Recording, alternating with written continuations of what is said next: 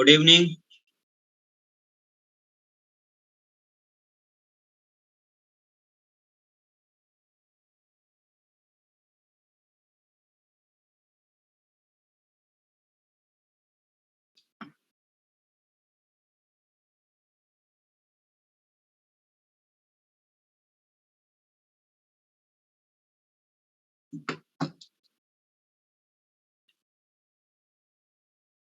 Voice clear है?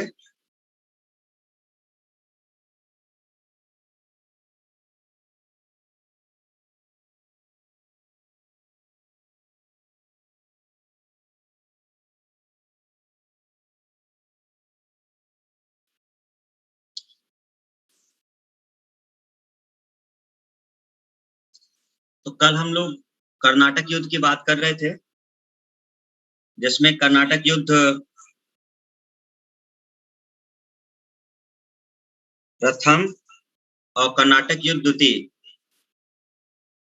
ठीक है, तो द्वितीय युद्ध में हम लोगों ने देखा कि इसमें एक संधि होगी जिससे ये युद्ध समाप्त हो जाएगा, है ना। और उस संधि को हम लोग बोलेंगे पौंडीचेरी की संधि। ठीक है, पहला कर्नाटक युद्ध किस संधि से खत्म हुआ? पहला कर्नाटक युद्ध किस संधि से खत्म हुआ? इसके पीछे हम लोगों ने बात की ना।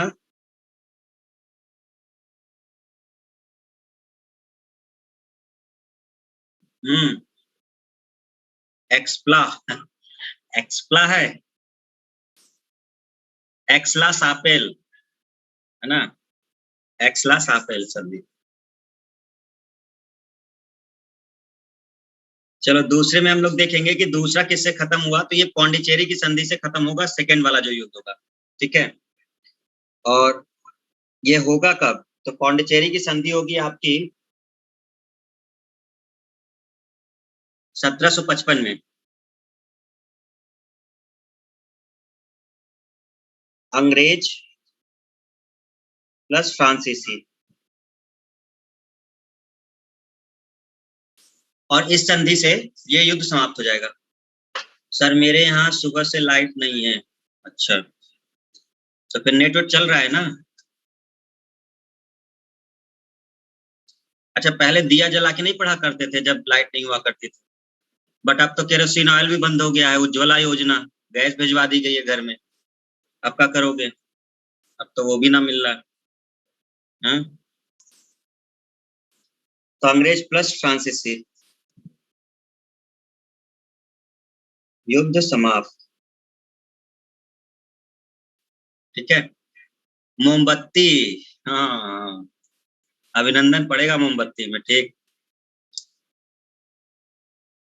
दिया पर गाना आया है सर। भैया हमने नहीं सुना है, तुम लोगों ने सुना हो तो अलग बात है, अभी तो मैंने नहीं सुना, टाइम ही नहीं मिला, है ना। तो पांडिचेरी की संधि से ये खत्म हो गया, बस इतना ध्यान रखना है। तो दो संधि, एक आपकी एक्स लास्ट सापेल हो गई और दूसरी आपकी हो गई ये वाली जो पांडिचेरी की संधि है। ठीक है, अच्छा इसमें एक चीज ध्यान रखना है कि एक्चुअल में डुप्ले को बुला लिया गया था पहले ही, तो एक पॉइंट ध्यान रखना, संधि से पहले, तो संधि से पहले क्या हुआ था कि 1754 में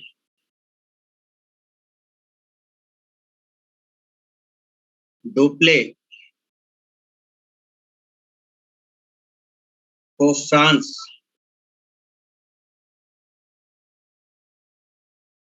वापस जाना पड़ा। ठीक है, और नया गवर्नर कौन आया?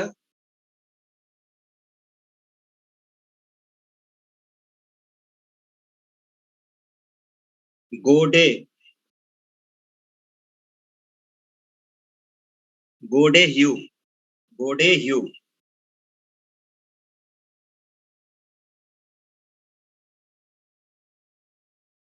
तो जब ये संधि हो रही है पौंडीचेरी वाली, तो डुप्ले नहीं है यहाँ पर। ठीक है, डुप्ले यहाँ पे नहीं है, डुप्ले एक्चुअल में 1754 में ही बुला लिया गया है। अगर डुप्ले यहाँ होता तो शायद यहाँ की परिस्थिति कुछ और होती, बट डोपले को वहां बुलाया गया। तो ये जो नया गवर्नर आया ना गोडेयू, ये उतना अच्छा नहीं है, मतलब उतना ताकतवर नहीं है जितना डोपले था। तो ये जब आया तो इसने सीधे मतलब लड़ाई वड़ाई छोड़ो, संधि सीधे करो। तो गोडेयू जब आया है तभी संधि हुई है, ठीक है, ध्यान रखिएगा। और यहीं से फ्रांसीसियों के हारने का क्रम शुरू हो जाएगा। डोपले काफी हद तक संभाल लिया था, है ना, डोपले ने काफी हद तक संभाल लिया था। तो इस संधि के बाद ही ये कंप्लीट हो जाता है, ये युद्ध रुक जाता है, ठीक है। और इसी को हम लोग बोलते हैं पौंडीचेरी की संधि। अब कुछ समय बाद क्या होगा,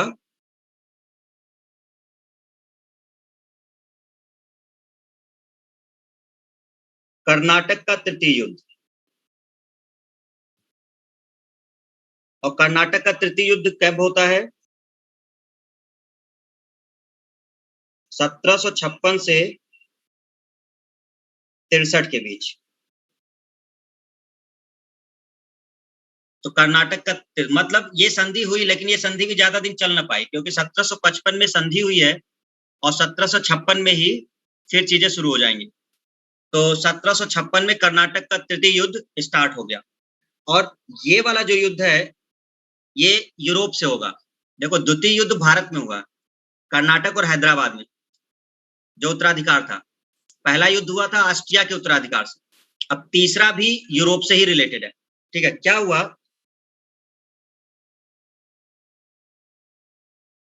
1756 में यूरोप में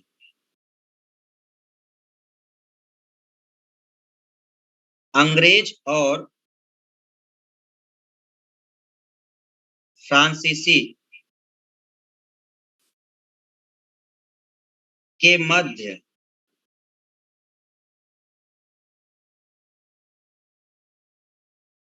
सप्तवर्षीय युद्ध शुरू हो गया। ध्यान रखिए, एक्चुअल में एक युद्ध वहां चल रहा है यूरोप में, और किसके बीच चल रहा है, तो अंग्रेज और फ्रांसीसी के बीच। 7 वर्ष का क्यों बोल रहे हैं कि आप देखो डेट अगर देखो ना तो सप्तवर्षीय है, 1756 से 1763, 7 साल का हो। तो सप्तवर्षीय तो बाद में बोला गया होगा भाई, जब युद्ध चला होगा तब ये थोड़े ना पता होगा कि 7 वर्ष चलेगा, तो ये बाद में उसका नाम दिया गया होगा 7 वर्ष, है ना। आप 1756 में शुरुआत तो कह दो कि नहीं 7 साल चलेगा, अब ये उस समय थोड़े ना मालूम है, जब ये युद्ध हो गया होगा तो बताया गया होगा, इसको सप्तवर्षीय युद्ध कहा गया होगा, ठीक है। तो इस तरह से आपको ध्यान रखना है। आपको हमने बताया कि कहीं भी युद्ध होगा तो ये जहां जहां होंगे वहां युद्ध होगा। तो अब इनको पता चला कि वहां यूरोप में युद्ध शुरू हो चुका है, तो भारत में भी शुरू हो गया, मतलब ये ऐसे ही चल रहा है। तो वहां शुरू हो गया यूरोप में, तो ये लोग यहाँ भी चालू कर दिए, तो इस तरह से कर्नाटक का तृतीय युद्ध स्टार्ट हो गया, ठीक है। लेकिन अब इसकी चीजें क्या हुई, अब समझिए जरा, कि जब सप्तवर्षीय युद्ध वहां शुरू हो गया,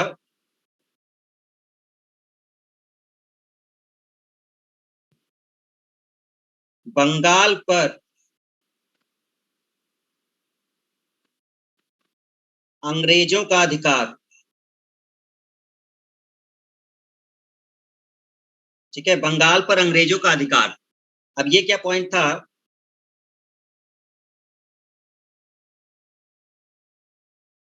1757 में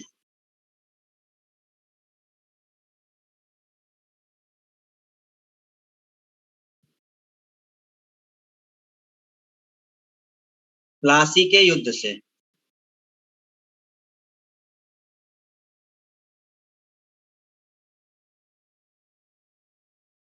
सिराजुद्दौला अंग्रेज, क्लाइव। इसको हम आगे डिटेल में बताएंगे प्लासी का युद्ध, जब हम बंगाल वाला शुरू करेंगे, बंगाल के नवाब। यहां बस इतना समझ लो, यूरोप में वार का क्या रीजन था उससे आपको ज्यादा मतलब नहीं है, वहां पर आपस में इनकी लड़ाई चल ही रही है। असल में पता है ना, फ्रांस का नेपोलियन है, हमेशा वो जीतने की चीजें कोशिश कर रहा है हर जगह, है ना, तो कई सारी दिक्कतें हैं। तो वो लोग असल में एक दूसरे पे ऊपर अधिकार प्राप्त करने की कोशिश कर रहे हैं, इस वजह से ये चीजें चल रही हैं। सर पुदुचेरी संधि का रिजल्ट क्या मिला?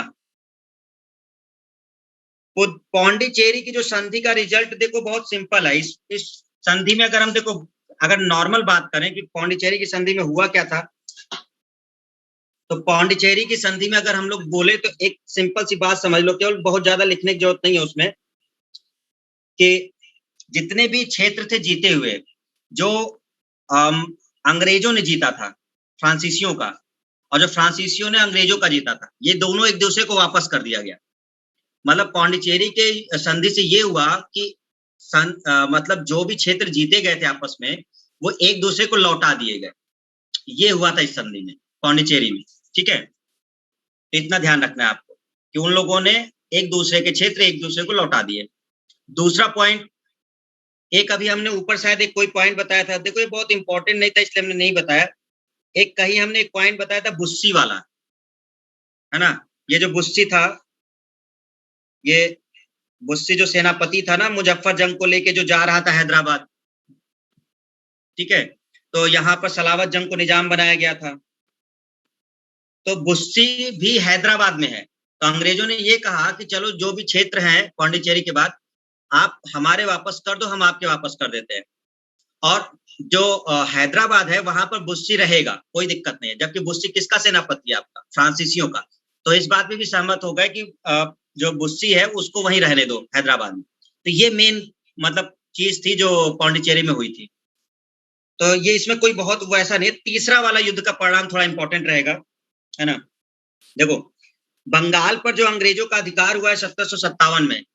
अब देखो इस समय क्या हुआ कि जो क्लाइव है, आप देखिए संधि जब हुई है पौंडीचेरी की 1755 में, ठीक है, और 57 के आसपास क्लाइव ने बंगाल का नवाब है सिराजुद्दौला, ये तब ज्यादा अच्छे समझ में आएगा जब बंगाल का नवाब वाला चैप्टर चालू होगा। तो सिराजुद्दौला है, तो इसको इसने हरा दिया है प्लासी के मैदान में। इसको हम डिटेल में डिस्क्राइब करेंगे आप।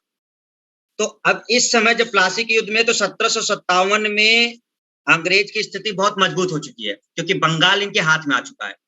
और बंगाल बहुत ही बड़ा व्यापारिक केंद्र है। मतलब जितना धन यहां से इनको प्राप्त होता है, इतना कहीं और से प्राप्त नहीं हो रहा। तो अंग्रेज बहुत मजबूत स्थिति में बनते जा रहे हैं। समझ रहे हो पॉइंट?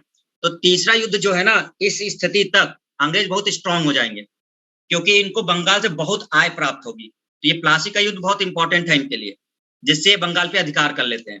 ठीक है, जब ये बात फ्रांसीसियों को पता चली कि ये मतलब बहुत ज्यादा स्ट्रांग हो रहे हैं, तो उन्होंने कुछ चीजें चेंज करी।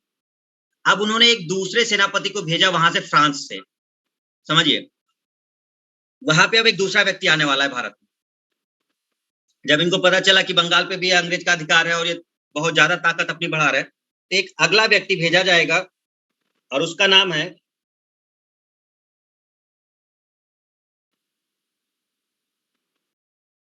काउंट डी लाली। काउंट डी लाली नाम है उसका। तो ये काउंट डी लाली भारत आएगा।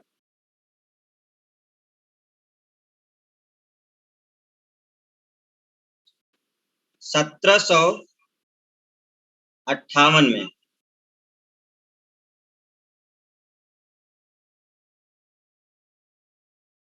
अच्छा, एक बात और स्टूडेंट, देखो इसमें डेट बहुत है, तो अब इसका मतलब ये नहीं कि डेट रटने लग जाना सब। हम ये समझा रहे हैं, इस वजह से हम डेट लिख रहे हैं। आपको डेट केवल वो याद करनी है जो इंपॉर्टेंट है। जैसे युद्ध के डेट याद करने हैं, संधियों के डेट याद करने हैं। अब ये सब मत एकदम रटने लग जाना। बिल्कुल एक आध कोई डेट होती है जो मतलब इंपॉर्टेंट हो जाए तो हो जाए, नहीं तो अब ये 1761 में आया, 58 में लड़ा, फिर 59 में मर गया, ये सब ये बहुत रेयर केस में आएगा। लेकिन पढ़ते समय समझने के लिए चीजें जरूरी होती हैं। आप ज्यादातर डेट उस पर फोकस करेंगे जो संधि वाले डेट हैं, कि जो संधियां हुई हैं, युद्ध जब शुरू हुए हैं। तो ये वाली डेटें आपको रट के रखनी है, बस इसको ज्यादा ध्यान रखिएगा। ठीक है, तो काउंट डी लाली को फ्रांसीसियों ने भेजा, क्योंकि इससे पहले ये जो है ना गोडेह्यू, ये उतना ताकतवर नहीं है, ये मतलब बेकार ही समझ लो। इसने पूरा तहस नहस किया फ्रांसीसियों को, है ना? इसके समय में ये स्ट्रांग नहीं हुए और कमजोर ही हुए। तो काउंट डी लाली को भेजा गया वहां से कि आप जाओ और देखो कि क्या चल रहा है। अब काउंट डिलाली पहुंचा कब है? 1758 में, लेकिन 1757 पे बंगाल पे अधिकार हो चुका है, तो अंग्रेज जो है ऑलरेडी स्ट्रांग हो चुके हैं ये, ठीक है, इसके आने से पहले ही। लेकिन जैसे ही काउंट डिलाली पहुंचता है तो सबसे पहले एक जगह पे अटैक करेगा और उसको ये जीत लेगा। तो वो जगह का नाम क्या है? काउंट डिलाली जब पहुंचेगा तो किसको जीतेगा? जून 1758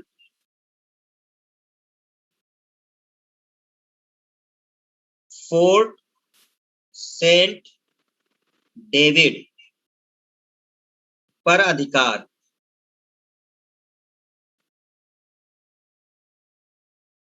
ये अंग्रेजों का क्षेत्र है, फोर्ट सेंट डेविड एक्चुअल में अंग्रेजों का है, तो पहुंचते ही ये इसको जीत लेगा, फोर्ट सेंट डेविड को ये जीत लेगा, ध्यान रखिएगा। फिर इसके बाद और भी चीजें ये करता है, बट वो उतना इंपॉर्टेंट नहीं। तंजौर पे घेरा डालता है, फिर मद्रास पे डालता है ना, तो दोनों को घेरता है, लेकिन उसका कोई निर्णय नहीं निकल पाता। तो इसका एक इंपॉर्टेंट पॉइंट ये है कि फोर्ट सेंट डेविड, हमने आपको ये इमेज में दिखाया था कि फोर्ट सेंट डेविड कहाँ है। देखो, ये फोर्ट सेंट डेविड था आपका, ये था ना फोर्ट सेंट डेविड, ये नीचे कराईकल के ऊपर फोर्ट सेंट डेविड था, और इसके जस्ट ऊपर एक और था आपका पौंडीचेरी है। तो पौंडीचेरी जो है ये संधि हुई है ये फ्रांसीसी वगैरह का, तो ये जब काउंट डिलाली पहुंचा है तो उसने इसी पे अटैक कर दिया है, फोर्ट सेंट डेविड, ये अंग्रेजों के अधिकार में था और वो इसको जीत लेता है, ठीक है। तो ये आपको ध्यान रखना है। तो ऐसी बहुत सारी चीजें होती है, लेकिन सबसे इंपॉर्टेंट अगर हम कहें कि कर्नाटक के तृतीय युद्ध में सबसे इंपॉर्टेंट चीज क्या है जिसको आपको पढ़ना है, तो एक युद्ध होगा इनके बीच का, और उस युद्ध को कहेंगे वांडीवास का युद्ध।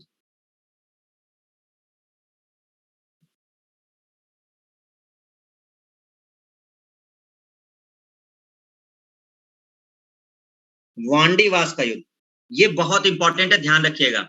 इस युद्ध के बाद फ्रांसीसी लगभग खत्म हो जाएंगे, अब ये बिल्कुल भी इनकी पावर सब खत्म हो जाएगी इस युद्ध के बाद। तो वांडीवास का युद्ध होगा, ठीक है।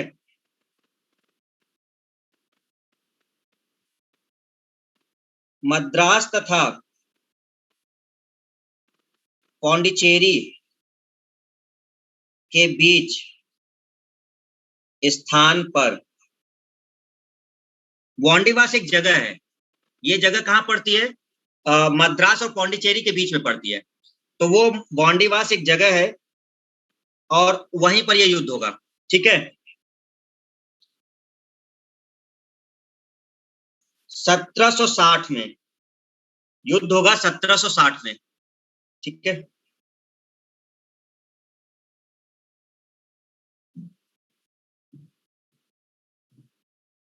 सर आयरकूट प्लस फ्रांसीसी,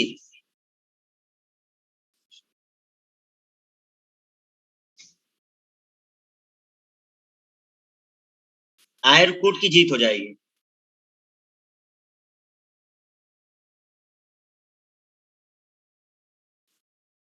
सत्रह सौ इकसठ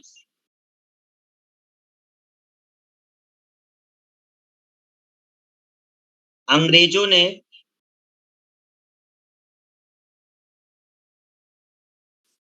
पौंडीचेरी भी जीत लिया।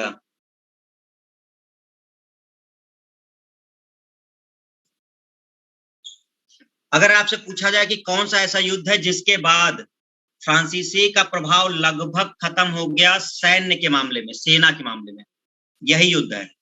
वांडीवास के बाद ये खत्म है बिल्कुल, अब ये केवल व्यापार करेंगे बस, अब ये कहीं कब्जा वब्जा करने की इनके अब ताकत नहीं है, अब ये केवल व्यापार करेंगे बस। तो ये वही युद्ध है। इस युद्ध में, वांडीवास का जो युद्ध हुआ है ये 1760 में हुआ है। सर आयरकूट जो है ये अंग्रेज अधिकारी है, जो अंग्रेजों की तरफ से लड़ा है, सर आयरकूट। और फ्रांसीसी लड़े, फ्रांसीसी इस समय कौन है? काउंट डी लाली है, जो गवर्नर बन के आया हुआ है। तो ये फ्रांसीसी के बीच और आयरकूट के बीच, आयरकूट ने बहुत बुरी तरीके से इनको हरा दिया, बहुत ही बुरी तरीके से जो फ्रांसीसी है इनको हरा दिया गया पूरा। और जस्ट कुछ समय बाद, एक साल बाद ही इन्होंने पौंडीचेरी पर भी कब्जा कर लिया। पौंडीचेरी जो फ्रांसीसियों का मुख्यालय है, इसको भी इन्होंने अपने अधिकार में ले लिया। तो अब लगभग लगभग फ्रांसीसी एकदम खत्म हो गए हैं, ध्यान रखिएगा, वांडीवास के युद्ध के बाद। इसमें कई सारी संधियां हुई, कई सारी संधियां नहीं, संधि हुई, और उसमें कई सारे पॉइंट रखे गए। क्या उस संधि का पॉइंट था कि अब फ्रांसीसी सेना नहीं रखेंगे इस युद्ध के बाद ही। इनके ऊपर एक संधि लगाई गई और कहा कि अब फ्रांसीसी अपनी सेना नहीं रखेंगे, ठीक है। तो यहां से फ्रांसीसियों का लगभग सैनिक प्रभाव खत्म, तो फ्रांसीसी अब केवल व्यापार करेंगे बस। तो अब पूरे देश में जो सर्वोच्च शक्ति है वो अब अंग्रेज है केवल, क्योंकि पुर्तगालियों को पहले हरा चुके हैं, डच को हरा चुके हैं, केवल फ्रांसीसी बचे थे, इन फ्रांसीसियों को भी इन्होंने हरा दिया, और अब पूरा अधिकार केवल अंग्रेजों का हो जाएगा। बंगाल इनके पास पहले आ चुका था, जो सबसे इंपॉर्टेंट था। आगे चल करके बक्सर का युद्ध होगा, जो रहाई सही कसर होगी वो खत्म हो जाएगी पूरी। तो अंग्रेज पूरी तरह से अब हावी होना शुरू हो जाएंगे इस 1760 के बाद, ठीक है। तो इस युद्ध ने ये तय कर दिया कि अब भारत पर किसका अधिकार होगा, ठीक है, क्योंकि नवाब अब उतने इंपॉर्टेंट नहीं है, नवाब वैसे कमजोर होते जा रहे हैं, ठीक है। तो इनका प्रभाव बढ़ता चला जाएगा, ठीक है, ध्यान रखिएगा। तो अब इनके बीच एक संधि होगी, और वो संधि होगी पेरिस की संधि। पेरिस की संधि। तो जब ये युद्ध खत्म होगा तो पेरिस की संधि से खत्म हो जाएगा। और पेरिस की संधि कब हुई है? 10 फरवरी 1763। 1763 में ये संधि हुई है। यूरोप में फ्रांसीसी प्लस अंग्रेजों के मध्य संधि हो गई और युद्ध समाप्त हो गया।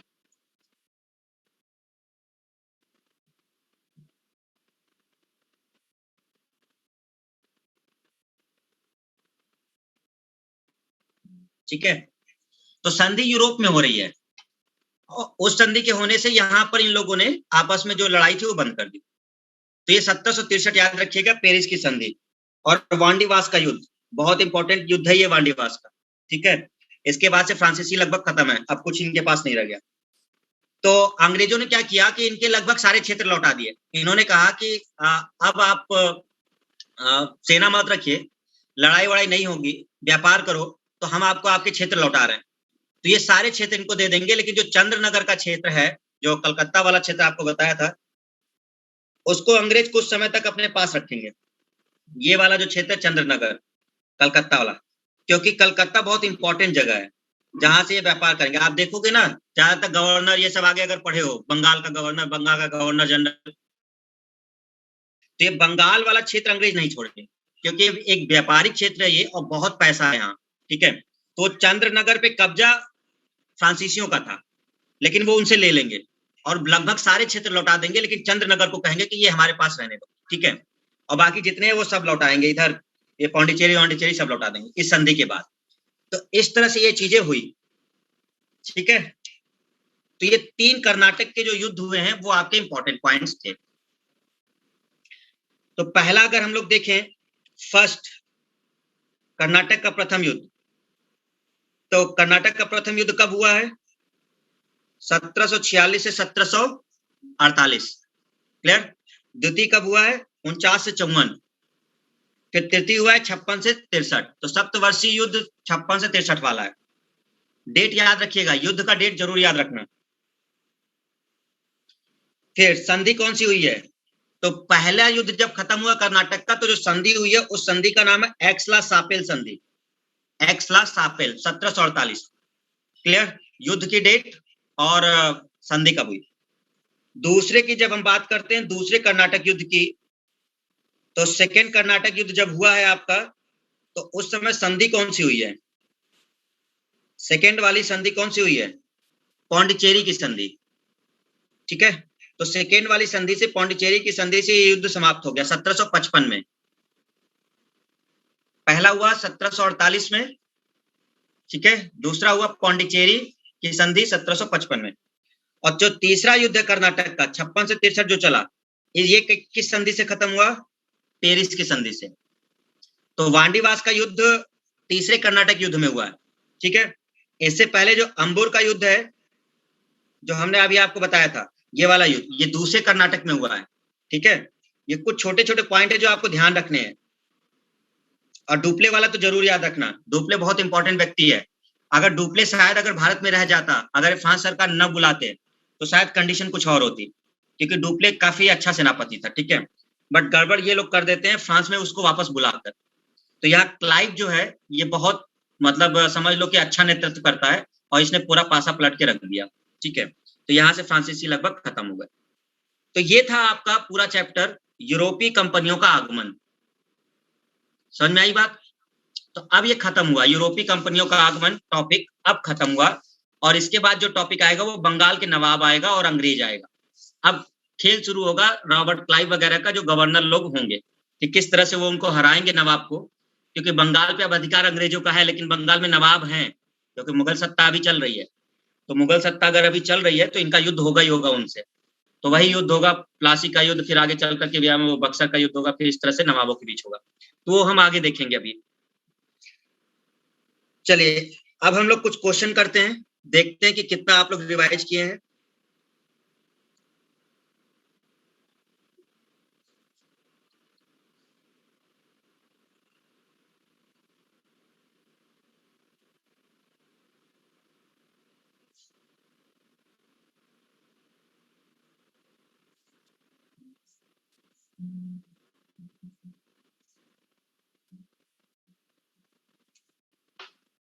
यूरोपीय कंपनी का आगमन।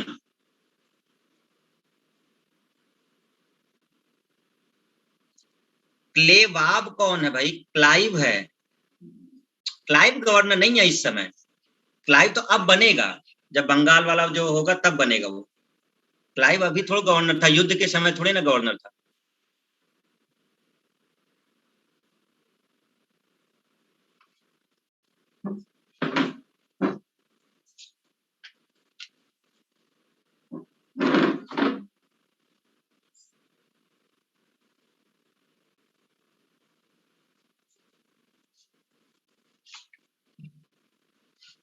Question number 1,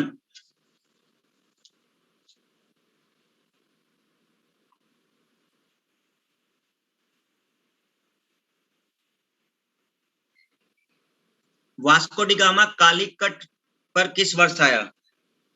1498। निम्न में से कौन नीला जल योजना, ब्लू वाटर नीति से संबंधित है? तो ब्लू वाटर नीति से कौन संबंधित है? अल्मीडा, पहला गवर्नर ना, अल्मीडा संबंधित है। ठीक। क्वेश्चन नंबर 3, मध्यकाल में सर्वप्रथम भारत से व्यापार संबंध किसने स्थापित किए थे? तो सबसे पहले कौन आया था? पुर्तगाली। वास्को डी गामा भारत कब आया? 1498। पुर्तगाली उपनिवेश का प्रथम वायसराय भारत में कौन हुआ? बताइए, प्रथम वायसराय कौन हुआ पांचवे का?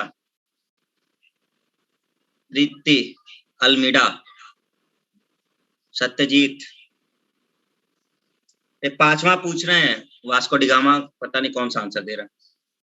पांचवा है अल्मीडा, ठीक है। क्वेश्चन नंबर 6, निम्नलिखित में से किसने वास्को डी गामा का कालीकट में स्वागत किया था? तो कालीकट में उस समय राजा था कौन? Zamorin, C option. 7th, match कराना है। इसमें एक समुद्री यात्री दिया हुआ है और देश दिया हुआ है, तो आपको ये देखना है कि कौन सा समुद्री यात्री किस देश से संबंधित था। तो ये आसान है, देखो वास्को डी गामा पुर्तगाली है, ठीक है। कोलंबस स्पेन का है, और कैप्टन कुक ग्रेट ब्रिटेन का है, और तस्मान जो है वो नीदरलैंड या हॉलैंड का है। तो ए का 2 है, तो ये एक ही ऑप्शन है, बी ऑप्शन, ठीक है। 2 1 4 3। भारत में पुर्तगाली शक्ति का वास्तविक संस्थापक कौन था? भारत में पुर्तगाली शक्ति का वास्तविक संस्थापक कौन था? अल-बुकर्क, जिसने पुर्तगाली बस्तियां बसाई थी।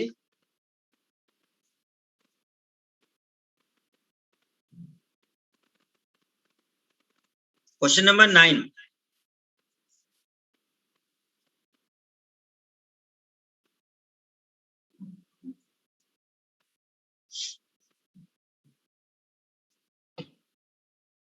पढ़ो जल्दी। कौन सा कथन सही नहीं है?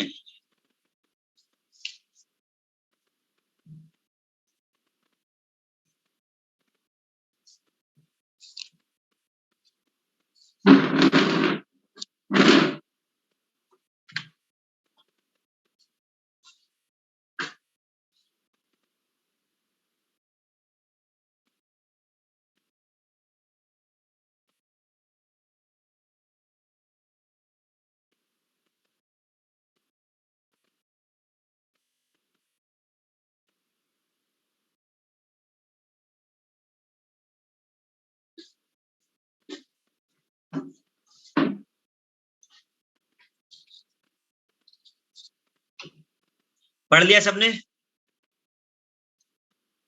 सत्यजीत ए ऑप्शन, राजरानी ए नहीं, राजरानी सी ऑप्शन। सी गलत आंसर है। हेमा यादव, कोमल, सौरभ ए। यूपी पीसीएस का क्वेश्चन है भैया।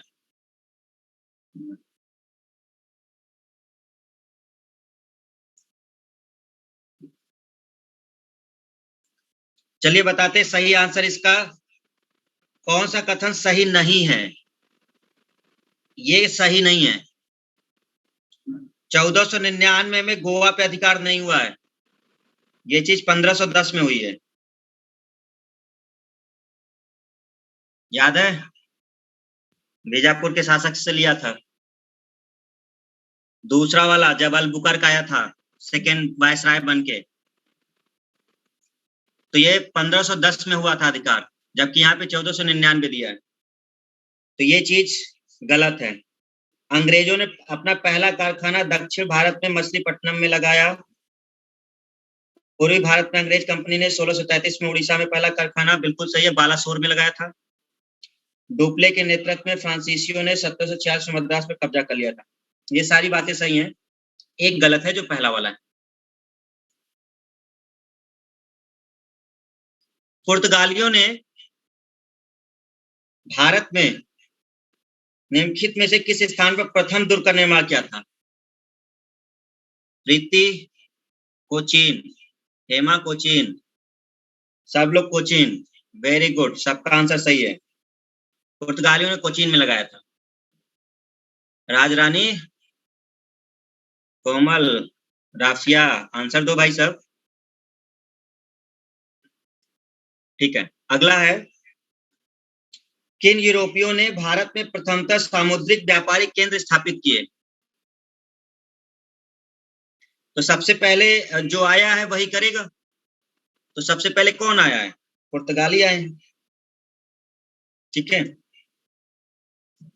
बंगाल की निम्नलिखित फैक्ट्रियों में से एक जो पुर्तगालियों द्वारा स्थापित की गई थी वह थी। क्वेश्चन नंबर 12 का आंसर दीजिए। श्याम, निवेदिता, रंजना, कंचन, हर्ष, पिंकी, संदीप, साक्षी, राहुल, अमित, अरुण, विक्की, श्वेता, नवीन, अभिनंदन, अजय।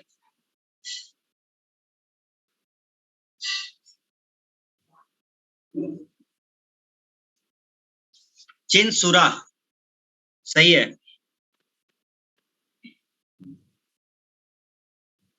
देखिए वैसे तो पुर्तगालियों ने हुगली में भी किया है, ऐसा नहीं है। हुगली में भी स्थापित किया था। एक क्वेश्चन नहीं बना था कि हुगली में किसने केंद्र स्थापित किया था लूटने के लिए जो बंगाल की खाड़ी के जहाजों को है? तो पुर्तगालियों ने हुगली में किया था। बट उसमें मुख्य केंद्र जो था वो चिनसुरा था। कुछ समय के लिए वो हुगली में थे और फिर उन्होंने जो अपनी मेन फैक्ट्री बना ली थी वो चिनसुरा में बना ली थी। इसी से थोड़ी सी दूरी पर ही था, हुगली से ही, तो चिनसुरा में उन्होंने मेन बनाया था। अब या तो इस ऑप्शन में इन्होंने बी और सी दोनों दिए होते तब कर सकते थे। ठीक है, अकॉर्डिंग टू दिस हम चिनसुरा करेंगे जो आयोग के अनुसार है, क्योंकि हुगली में कुछ समय के लिए था आपका। पौंडीचेरी 13वां, वर्तमान पुदुचेरी के संदर्भ में निम्नलिखित कथनों पर विचार कीजिए। करिए विचार। चलो विचार करो सब लोग जल्दी से।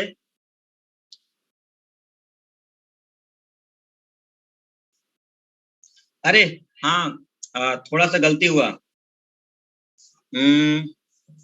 चेनसुरा मेन नहीं है, हुगली ही मेन है। हुगली ही मेन है।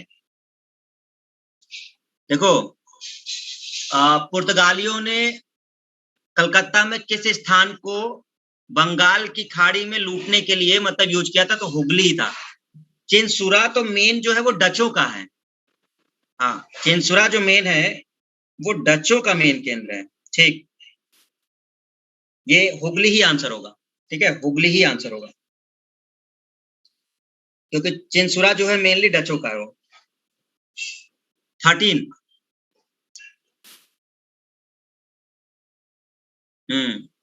सही है, हुगली सही आंसर। ठीक है, क्वेश्चन नंबर 13।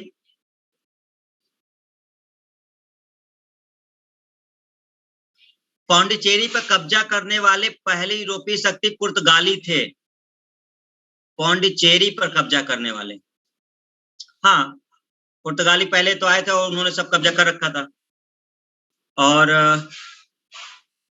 पौंडीचेरी पर कब्जा करने वाले दूसरे वाले में क्या लिखा है, यूरोपीय शक्ति थे। नहीं, यहां पर यह होना चाहिए था,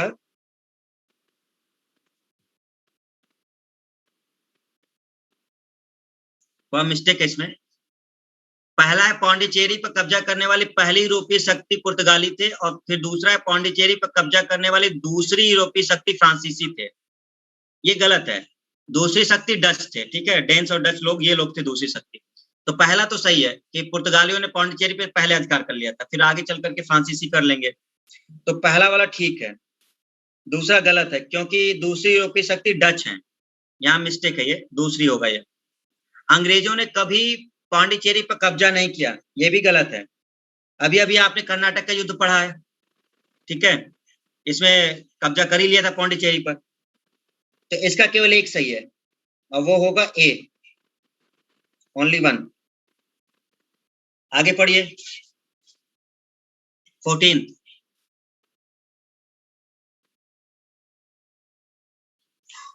देखो, ये वही वाली बात हुई, हुगली को बंगाल की खाड़ी में समुद्री लूटपाट के लिए किसने अड्डा बनाया था, पुर्तगालियों ने। तो ये हुगली इन्हीं का मेन केंद्र है। ठीक है, हुगली पुर्तगालियों का ही मेन केंद्र है। ठीक है, बंगाल की खाड़ी में समुद्री डकैती हेतु हुगली का उपयोग कौन करता था, तो वही दूसरे तरीके से पूछा है, पुर्तगाली करते थे। कलकत्ता का संस्थापक कौन, ये बात हम लोग पढ़ चुके हैं पीछे। कलकत्ता का संस्थापक जॉब चार्नाक है, जॉब चार्नाक। कलकत्ता किसने बसाया, जॉब चार्नाक ने।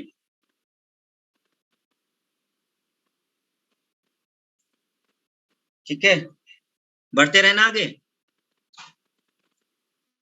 18वां, भारत के साथ व्यापार के लिए सर्वप्रथम संयुक्त पूंजी कंपनी किन लोगों ने आरंभ की थी, आंसर दीजिए। सर्वप्रथम संयुक्त पूंजी किसने की थी, 18वां क्वेश्चन।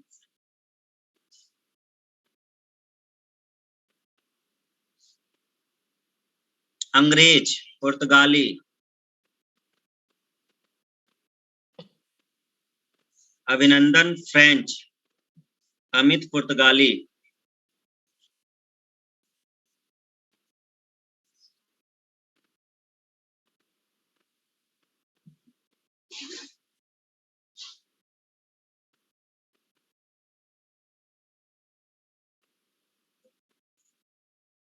डच, देवेंद्र आंसर दे रहा है डच। चलिए बता देते। अच्छा ये बताओ, इतना तो जानते हो ना कि पहले अंग्रेजों की कंपनी बनी या डचों की।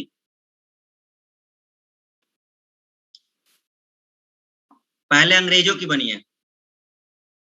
एक चीज समझ लो, संयुक्त पूंजी में जब संयुक्त पूंजी कंपनी का नाम आता है तो दो का मेन आता है, एक या तो डच आएगा या तो अंग्रेज आएगा। ये दो लोग मेन होते हैं जो संयुक्त पूंजी, जिसमें बहुत ज्यादा लोगों का पैसा लगा हो। और अंग्रेज वाला आपने देखा था कि इसमें बहुत सारे व्यापारी थे जो साथ में शामिल हुए थे। और डच में भी ऐसा था।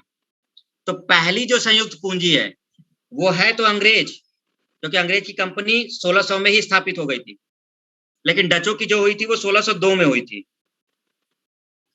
बट ऑप्शन में अंग्रेज है नहीं। अब ऑप्शन देखो, पुर्तगाली, डच, फ्रेंच और डेनिश। और जब अंग्रेज ऑप्शन में है ही नहीं तो अंग्रेज करोगे क्या? तो उसके बाद जो नाम आएगा वही आंसर होगा। तो आंसर होगा डच। बहुत ध्यान रखिएगा इस चीज का। अगर दोनों ऑप्शन में आ गए डच और अंग्रेज, तो अंग्रेज है आंसर, क्योंकि कंपनी अंग्रेज की पहले बनी है और दोनों संयुक्त पूंजी कंपनी है, जिसमें बहुत सारे व्यापारियों ने आपस में मिलाया। फ्रांसीसी संयुक्त पूंजी नहीं है, फ्रांसीसी गवर्नमेंट कंपनी है। फ्रांसीसी को फ्रांस के सरकार लुई जो 14वें थे उनकी तरफ से चलाया गया है, तो एक सरकारी कंपनी की तरह है वो। ठीक है, तो संयुक्त पूंजी कंपनी में दो का नाम मेन आएगा, याद रखिएगा, एक अंग्रेज और दूसरा आपका डच। अंग्रेजों का जो हुआ है वो 1600 में हुआ है, तो पहली कंपनी यही है, लेकिन ऑप्शन में नहीं है, तो इसलिए ऑप्शन के अकॉर्डिंग आपका डच होगा आंसर। चलिए आगे देखते हैं इसमें।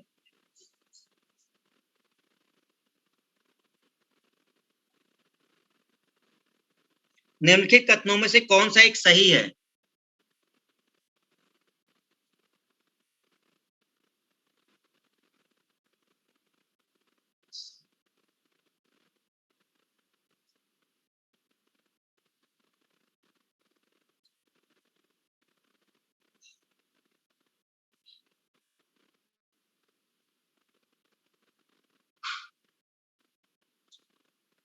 तुम लोग आईएएस बनने वाले हो, क्वेश्चन बना लिए तो।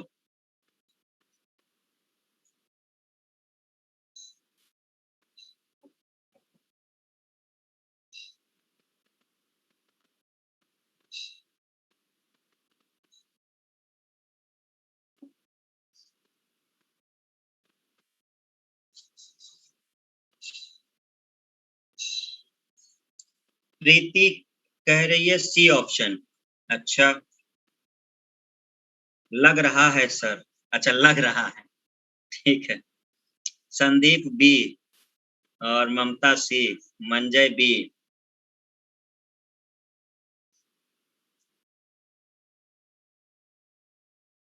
हेमा डी। चलिए हम बता देते हैं।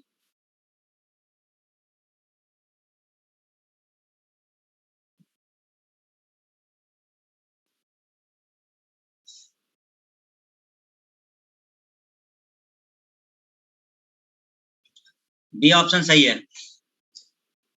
पहला गलत है।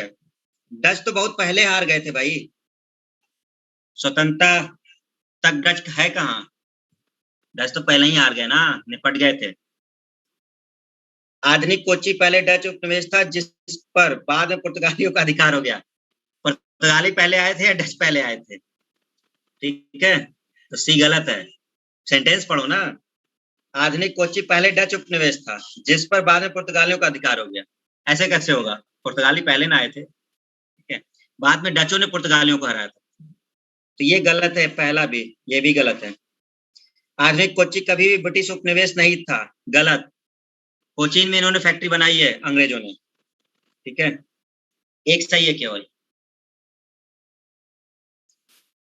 भारत में ईस्ट इंडिया कंपनी की सफलता का राज बताइए, बताइए जल्दी, बहुत देर से पढ़ रहे हो यूरोपीय कंपनी। बताओ सफलता का राज क्या है इसका।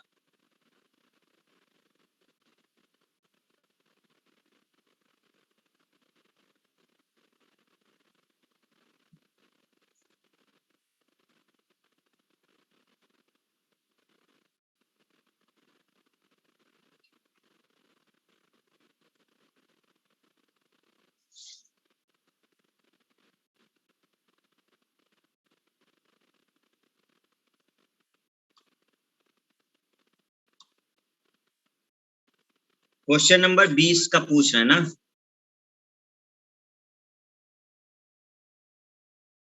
20 का डी। अच्छा, डी आंसर दे रहे हो आप लोग। प्रीति 20 का डी, निवेदिता डी, निवेदिता लग है, सत्यजीत सी।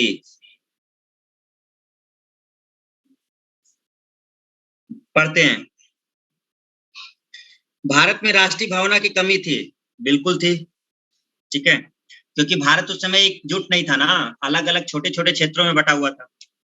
तो कोई ऐसा थोड़ा था कि जैसे आज भारत देश है, तो भारत एक छोटा छोटा उपनिवेश था जिसमें अलग अलग लोग शासन कर रहे थे। कंपनी की सेना को पश्चिमी प्रशिक्षण मिला था और उसके पास आधुनिक हथियार थे। बिल्कुल सही है, अंग्रेजों के पास ऑटोमेटिक हथियार भी उपलब्ध थे। भारतीय सैनिकों में राष्ट्रीय भावना का अभाव था, जिसके फलस्वरूप कोई जो उन्हें अच्छा वेतन देता था वो अपनी सेवा में लगा सकता था। हम भाई, कोई तुमको 10,000 दे रहा है, तुमने कहा आओ तुमको 1 लाख देते हैं, बस इसी की तो जरूरत थी। थे तुम कहाँ, चलो मैं आपकी सेवा में। तो ये तो था ही सब। तीनों सही है, तो आंसर है डी। तीनों पॉइंट सही थे। बहुत आसान क्वेश्चन था, कोई टफ नहीं था, थोड़ा सा दिमाग लगाओगे तो बन जाता क्वेश्चन। ठीक है। निम्नलिखित ब्रिटिश कंपनियों में से किसे भारत में व्यापार करने का पहला अधिकार प्राप्त हुआ था? ध्यान रखिएगा, पहले लीवेंट कंपनी को मिला था।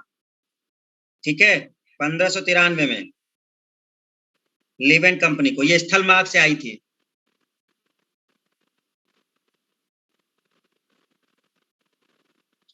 लेकिन समुद्री मार्ग से जब आया है तो कौन आया था फिर? वही इंग्लिश कंपनी ट्रेडिंग इंडस्ट्रीज। तो पहला अधिकार पत्र जो प्राप्त हुआ है वो लीवेंट को, ध्यान रखिएगा कंफ्यूजन में मत आ जाना। पहले लीवेंट को मिला था, फिर बाद में मिला था इन लोगों को, अंग्रेज लोगों को, दूसरे मतलब ईस्ट इंडिया कंपनी में।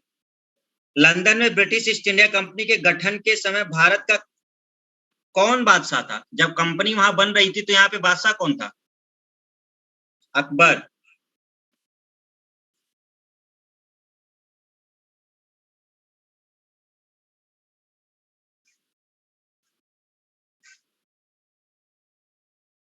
Twenty three. किस मुगल सम्राट के काल में इंग्लिश ईस्ट इंडिया कंपनी ने भारत में सर्वप्रथम कारखाना स्थापित किया?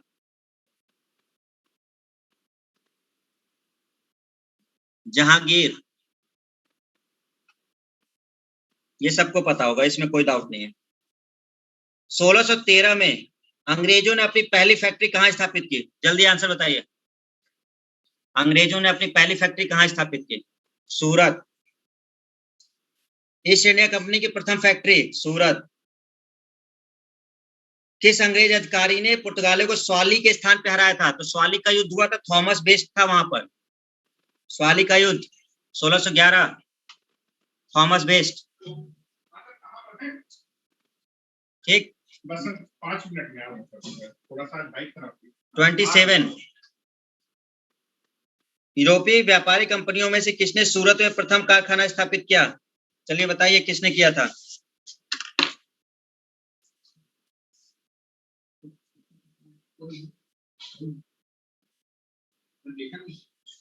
नहीं देख।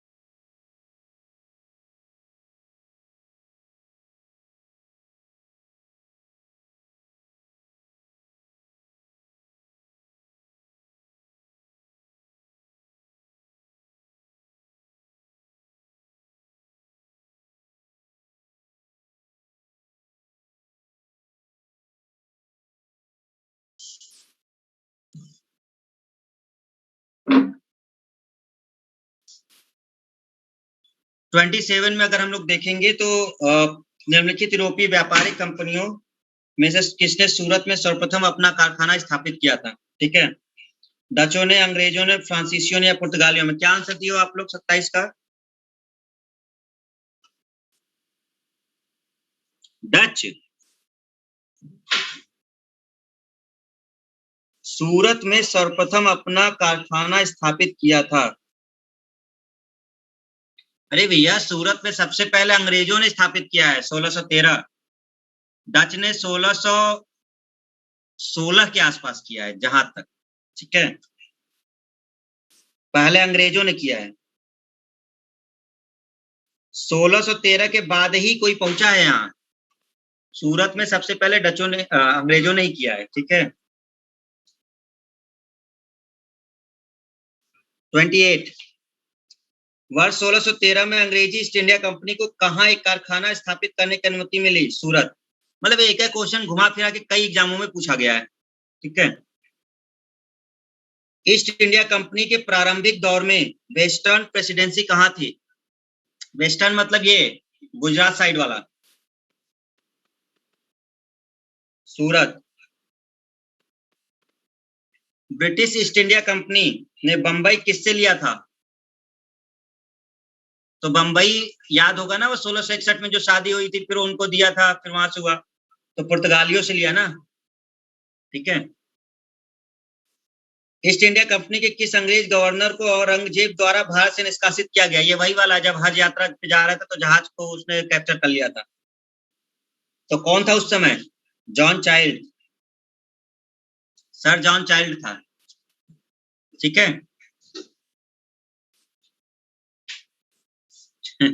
ये क्या लिख रहे हो? CHIPD, प्रीति। अच्छा, वो L लिख रहे थे, वो टाइप गलत हो गया है। और अदिति B। चलो ठीक है, जल्दी जल्दी में।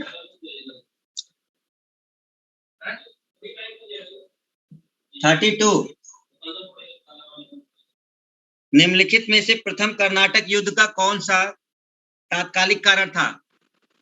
तो प्रथम युद्ध का तात्कालिक कारण अभी आपको बताया मैंने, वो ऑस्ट्रिया वाला तो था ही, लेकिन फ्रांसीसी जहाज, बताया था ना कि बार्नेट आया था।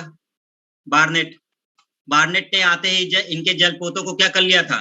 कब्जे में कर लिया था।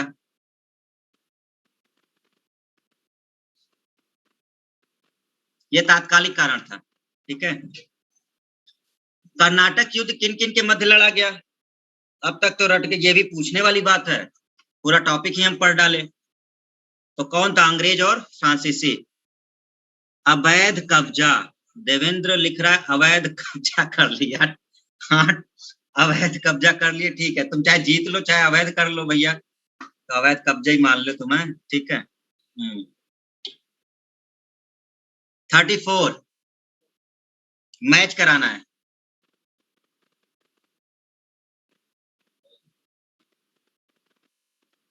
ये आप एक से ही आंसर दे सकते हो, क्योंकि देखो ना, ए में 1 2 4 3, कोई एक पता कर लोगे आंसर आ जाएगा, कोई एक पता कर लोगे आंसर आ जाएगा। अगर हम प्रथम कर्नाटक युद्ध देखें, प्रथम कर्नाटक युद्ध, तो इसके लास्ट में एक संधि हुई है, कौन सी? एक्ला चैपल, वही सापेल वाली। तो ए का क्या हो गया? 4, खत्म हो गया, सी ऑप्शन। बाकी मैच कर लेना। द्वितीय कर्नाटक युद्ध, पेरिस की संधि। नहीं, द्वितीय कहाँ हुआ है? तृतीय हुआ है ना। पेरिस की संधि तृतीय से रिलेटेड है, दूसरे में तो पौंडीचेरी हुआ था। और मैसूर युद्ध में हार हुई है इनकी, ब्रिटिश की, ये आगे बता देंगे, आंग्ल मैसूर युद्ध होगा। ठीक है, जब वो आगे पढ़ेंगे हम लोग। और द्वितीय कर्नाटक युद्ध अनिर्णायक। देखो, द्वितीय कर्नाटक युद्ध बताया ना कि कुछ फायदा तो निकला नहीं द्वितीय में। क्यों नहीं निकला? पौंडीचेरी की संधि के अनुसार जितने क्षेत्र जीते थे वो उन्होंने उसको दे दिए, दूसरे वाले ने दूसरे को दे दिए। 35 क्वेश्चन। लो, पिंकी कह रही है कोई ऑप्शन ही नहीं है सर, हद किए हो भाई, ये ऑप्शन नहीं है सी वाला।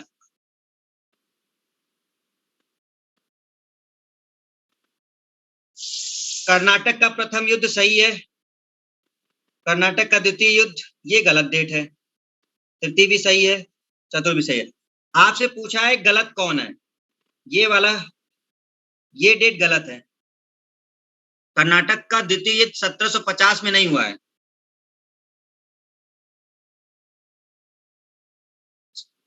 यही था ना, 49 से 54 तक। तो इन्होंने पूछा कौन सुमेलित नहीं है। सर सी भी गलत है, कर्नाटक का तृतीय युद्ध 58 से 63। नहीं, देखो सी गलत नहीं है, बताते हैं क्यों, समझना। कर्नाटक का तृतीय युद्ध एक्चुअल में 1756 से 1763, ये डेट है वो जो यूरोप में है। भारत की जो डेट है, भारत में जो डेट आती है वो डेट वो तब आती है जब लाली आ चुका है।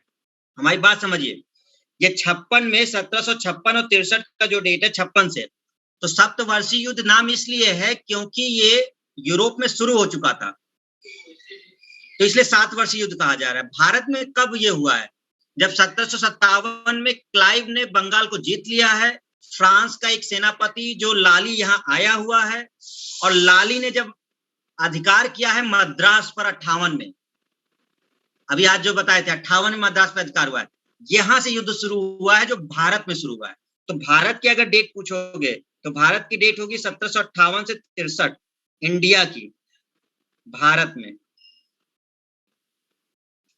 ये जो 56 वाली डेट है ये यूरोप में जब शुरू हुई है वो तब की डेट होती है। तो दोनों सही है, गलत दोनों में से कोई नहीं है, बट डिपेंड ये करता है कि वो किस रिस्पेक्ट में देखा जा रहा है। ठीक है, चलिए, तो ये सही है ये बात। क्वेश्चन नंबर 36,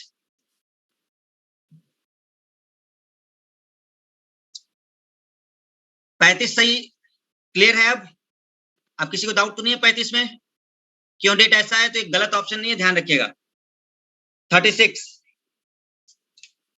ये कौन यूरोपियन व्यक्ति भारतीय राजाओं के झगड़ों में, ये एक ही व्यक्ति था, आप जानते हो कौन? डुप्ले। आते ही उसने कहा कि भैया साम्राज्य विस्तार, सीधे, और शुरू कर दिया उसने। भारत में फ्रांसीसियों ने अपना सबसे पहला कारखाना निम्न स्थानों में से कहां लगाया था? जल्दी आंसर दीजिए, कहां लगाया था? फ्रांसीसियों ने कहां लगाया था?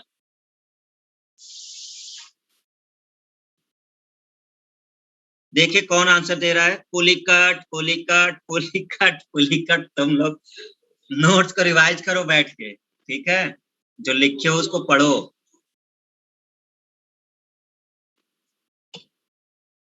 ये तुम लोग, भैया तुम लोग फैक्ट्रियों को याद कर लो, पहली बात बता दें। सूरत है।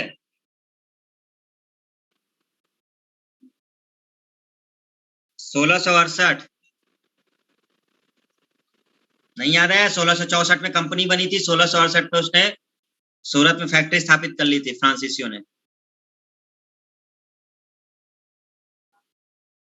चलो आगे बढ़ते हैं।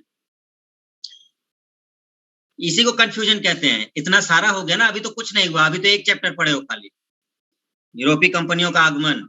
रिवाइज बस मत करना।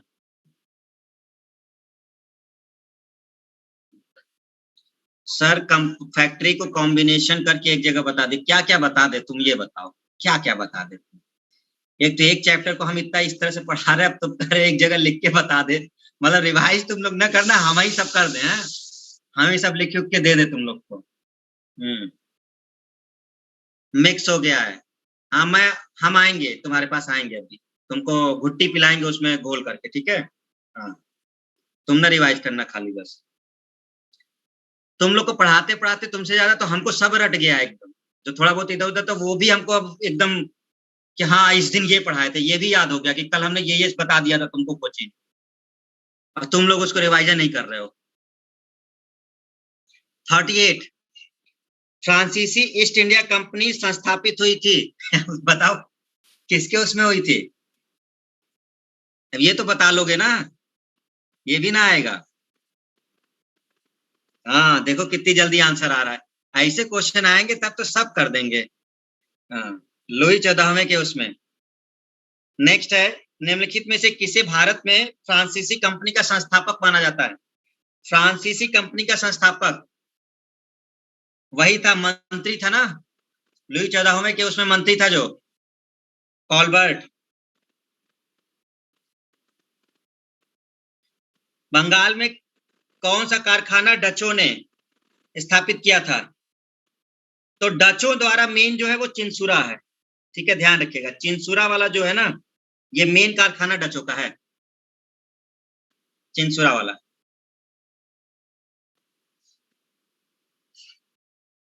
डच ईस्ट इंडिया कंपनी ने किस वर्ष अपनी फैक्ट्री पटना में स्थापित की थी? 1632। चलो इन्होंने पूछ लिया है क्वेश्चन, नहीं तो इस तरह का क्वेश्चन आता नहीं है, ये स्टेट का ही क्वेश्चन है, स्टेट पीसीएस का। तो इन्होंने पटना वाला पूछा है, 1632 में हुआ था, ठीक है। फ्रांसीसी दक्कन में शक्ति आंदोलन स्थापित करने में असफल रहे क्योंकि? फ्रांसीसी असफल रहे क्यों? मतलब ज्यादातर ये शक्ति अपना नहीं बढ़ा पाए अंग्रेज, जबकि बहुत ज्यादा निकल गए। रीजन समझिए, डुप्ले सक्षम सेनापति नहीं था, गलत। डुप्ले बहुत अच्छा सेनापति था, बस उसको फ्रांस बुला लिया था, ये गड़बड़ हो गई। अंग्रेजों की फौज शक्तिशाली थी, नो डाउट, ये सही था, शक्तिशाली थी बहुत, इसकी नौसेना भी बहुत अच्छी थी, इसके पास अत्याधुनिक हथियार भी थे, ठीक है। भारतीय लोग फ्रांसीसियों को पसंद नहीं करते थे, इससे कोई मतलब नहीं है। पौंडीचेरी सामरिक केंद्र था, फ्रांसीसियों के लिए मुख्यालय था ये, ठीक है। तो इसका सबसे मेन पॉइंट होगा ये वाला,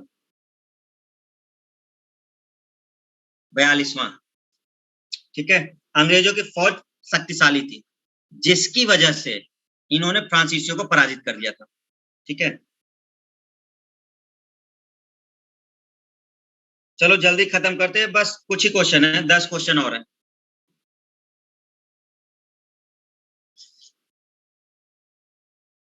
फिर आपको वो वाली शीट देंगे, फिर जो एसएससी वाली हो, है ना। पहले ये कॉन्सेप्ट वाले देख लो, फिर आपको एसएससी वाली शीट प्रोवाइड कर देंगे, डायरेक्ट रटने वाली। ये एसएससी वाली शीट नहीं है, ये स्टेट वाली शीट है। निम्न यूरोपीय शक्ति ने भारतीय व्यापार में समय समय पर प्रवेश किया। क्रम करना है, क्रम से करना है, पहले कौन फिर कौन फिर कौन।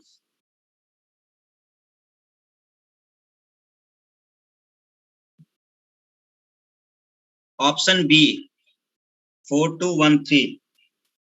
पहले पुर्तगाली आए, फिर डच आए, फिर अंग्रेज आए, फिर फ्रांसीसी आए। B option correct, 4213। आपको जगह बताना है, कोई भी एक इसमें से सिलेक्ट कर लो, आंसर आ जाएगा। पौंडीचेरी, पौंडीचेरी मेनली किनका था? पौंडीचेरी मुख्यालय था ना फ्रांसीसियों का। बस हो गया मैच, पौंडीचेरी फ्रांसीसियों का मुख्यालय था।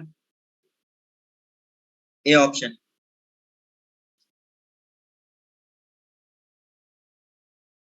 आज ही पढ़े हो ना, पौंडीचेरी मुख्यालय है, अंग्रेजों का मद्रास था, इनका पौंडीचेरी था। कंप्लीट हो गया। गोवा डचों का था। नहीं, गोवा पुर्तगालियों का था, पुर्तगाली गोवा को जीत लिए थे ना, उससे 1510 में, तो गोवा वाला पुर्तगालियों का है। चलो आगे देखते हैं इसमें।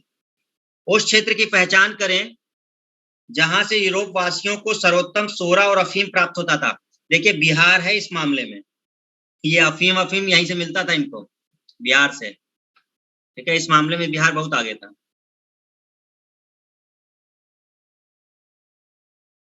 46, अंग्रेजी शासनकाल में भारत का कौन सा क्षेत्र अफीम उत्पादन हेतु प्रसिद्ध था? तो अफीम के लिए बिहार था। निम्नलिखित यूरोपियों में से कौन सा एक स्वतंत्रता पूर्व भारत में व्यापारी के रूप में सबसे अंत में आए? सबसे अंत में कौन आया है? फ्रांसीसी आए हैं। सबसे अंत में कौन आया है? फ्रांसीसी आए हैं। 48, किन स्थानों पर डचों ने अपने व्यापारिक अड्डे स्थापित किए? आपको वो जगह बताने हैं जिसमें डचों ने स्थापित किए हैं, ठीक है। देखो हमने बताया ना कि ये सीट आपके एसएससी का नहीं है, हमने बता दिया ना, ये स्टेट पीसीएस वाली सीट है, तो इसके क्वेश्चन थोड़े आपके लिए हार्ड है, क्लियर है। हम एसएससी वाली जब सीट देंगे तब देखिएगा, उसमें डायरेक्ट रट्टाफिकेशन है केवल, ठीक है। ये केवल कॉन्सेप्ट के लिए करवा रहे हैं, जिससे थोड़ा कॉन्सेप्ट है, ये सब सही है।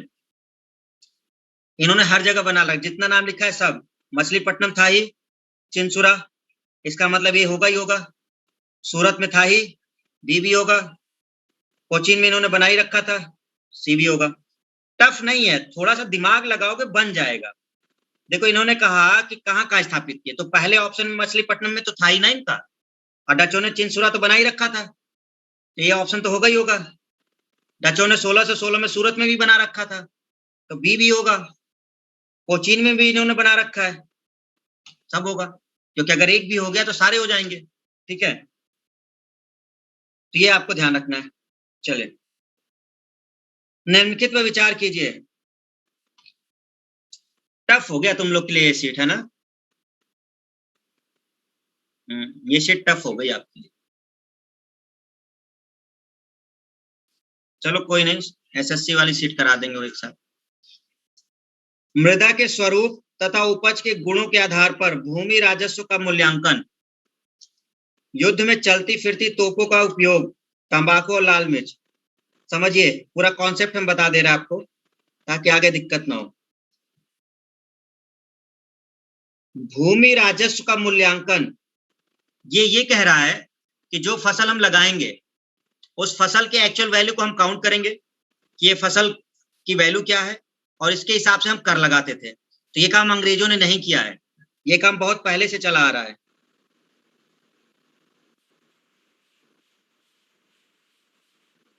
इससे पहले भी चला आ रहा है।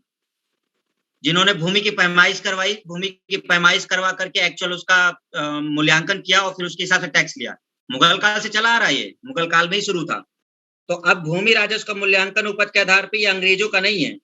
इन्होंने कहा है कि अंग्रेजों का बताना कि अंग्रेजों का भारत की देन क्या है, मतलब क्या थी अंग्रेजों की देन।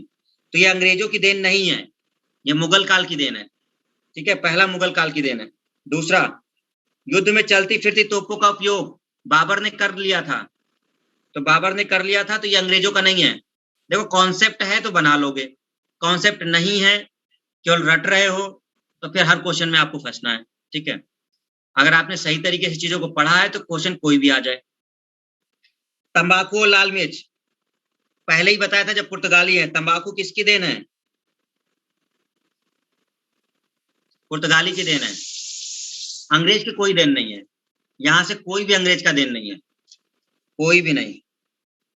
हमने सीधा बता दिया आपको कॉन्सेप्ट। हाँ, कंपनियों के आगमन से ही तो पूछा है क्वेश्चन। तो मृदा के स्वरूप तथा उपज के गुणों के आधार पर भूमि राजस्व का मूल्यांकन। ठीक है, परेशान न हो, ये भी आईएएस का ही क्वेश्चन है। तो हम लिख ही लेने रहे, तुम लोग घबरा ना जाओ, इसलिए हम वो नहीं लिखते कि किसका है। नहीं तो हम लिख दें कि पीसीएस का है, झारखंड का है, बिहार का है, थोड़ी देर बाद आधे छोड़ के भाग जाएंगे, कहेंगे सर पता नहीं क्या करा रहे हैं। तो ये केवल इसलिए करवा रहे थे कि इससे आपको ये पता चल रहा है कि आपने पीछे का पढ़ा कैसे है। लेकिन आप लोग के लेवल से थोड़ा हमें ऊपर ही लग रहा है ये क्वेश्चन, है ना। चलिए कोई बात नहीं, बट तुम लोग को तेज बना देंगे हम। हाँ, थोड़ी सी मेहनत करोगे तो बहुत तेज हो जाओगे। तो ये अंग्रेजों की देन नहीं है, मुगल की है, ये बाबर की है, और ये पुर्तगाली की है। तो अंग्रेजों की कोई देन नहीं है। किसने ईस्ट इंडिया कंपनी के बारे में यह टिप्पणी की कि कंपनी एक असंगति है, परंतु यह उस व्यवस्था का भाग है जहां सब कुछ असंगत है। मतलब वो कह रहा है कि एक कंपनी सही नहीं है, ये अंग्रेजी कंपनी के लिए बोल रहा है। मतलब यहाँ बहुत भ्रष्टाचार है, ईस्ट इंडिया कंपनी में बहुत भ्रष्टाचार है।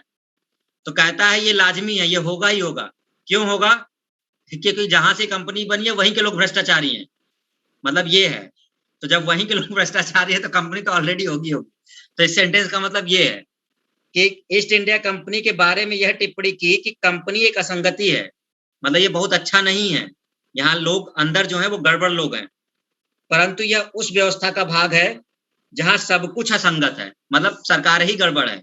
ठीक है, तो वो जो कंपनी बनाई है व्यापारियों की वो खुद ही है। ये कहा है मैकाले ने, जीबी मैकाले, बहुत इंपॉर्टेंट व्यक्ति है मैकाले। अभी 19वीं शताब्दी जब शुरू होगी ना 1800 के आसपास, अभी मैकाले का नाम आएगा।